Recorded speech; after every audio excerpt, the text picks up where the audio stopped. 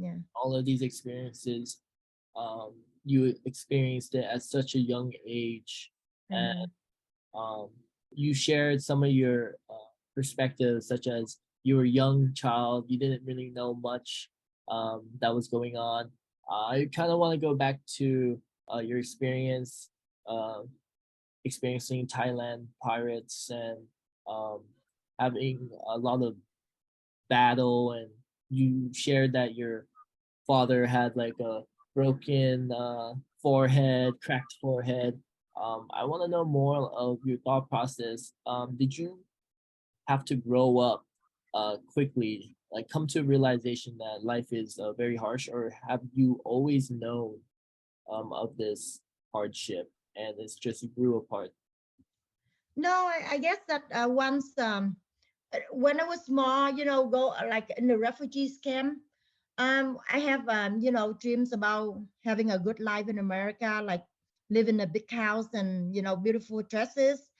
Once I hit when I settle in America and we have to squeeze in this apartment, then I realized, life is not like a better bros. You have to work hard. To if you want life to become better, then you have to work hard.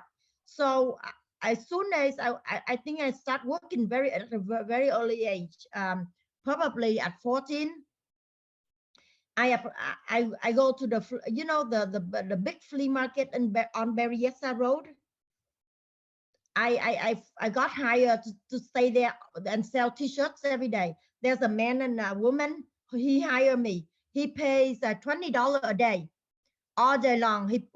Because we don't have transportation. He come to our house, pick us up, drove us to the flea market, and we would work from like 6 o'clock in the morning, put up the tent and this and that, fold the T-shirt, and he sell four T-shirt for $1 for $10. And we do what we do all day is fold T-shirt.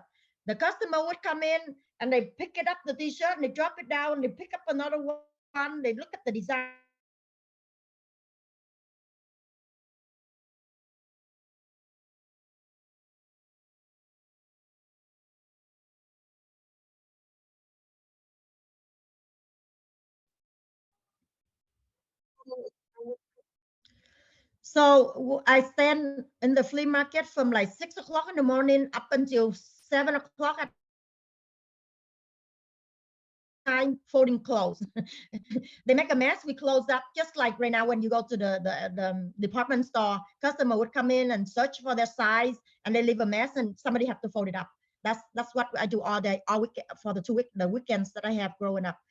And then I work in the flea market for like maybe 2 years. My brother too, me, my brother, and my sister. I think I was too young. She didn't work in the flea market.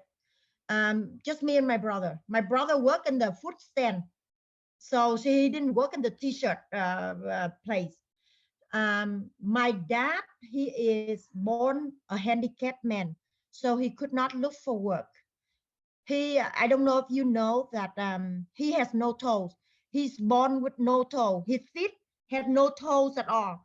So really, he does not have a good balance. He doesn't stand long for a long time. He doesn't walk very fast. He's a very unstable, so he cannot look for work. So he's a disabled man, so he doesn't make any money. When he come here, he receive SSI money, and that's how it is. So if I want to go and buy something, I have to go make money and save it and buy stuff. Growing up, being a teenager girl and a teenager boy without money, you know how tough it is. You cannot just dress up and wear clothes to go to school. People will laugh at you. Kids will laugh at you. So we have to go and make money, buy our food, buy our shampoo and conditioners. My dad being a man, he doesn't, know a lot about the feminine needs of a young girl. So I sort of like have to, grow up and then pick it up. And then I have some cousin who said that, there's some things that I do, and something they teach me the woman stuff. I learned it from my cousin who was a couple of years older than me, because my mom wasn't around. My dad, very uncomfortable for my dad. at his generation to talk to his daughter about, a girl in the teenage age. But anyway, so that's how I go to work early, make money, buy my own needs. And so same way with my brother. We would walk everywhere we go or take the bus. We don't have a car until like 10 years later because my dad cannot drive. He's very his leg is weak, so he every time he take the driver license test, he failed 5 or 6 times. So we don't have a car until like 10 years after we come to America. Not 10 years, maybe 6 or 7 years. So during the 6, 7 years, I take the bus everywhere. I walked, I take the bus. And you started working at 14. I'm more curious about how did you adjust to life in America as a teenager?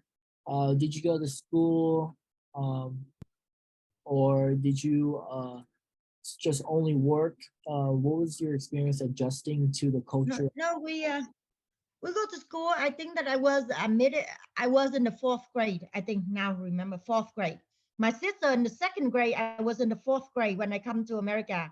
And the school that I first go to was Franklin McKinley on McLaughlin. Anyway, so I went to school on the weekday for like and I didn't start working at the flea market until a couple of years later though, until I was 14. So 4 years later, I worked in the flea market. But the first 2 years we just stay, home and don't have any money. I don't have any my dad don't have much to provide for us.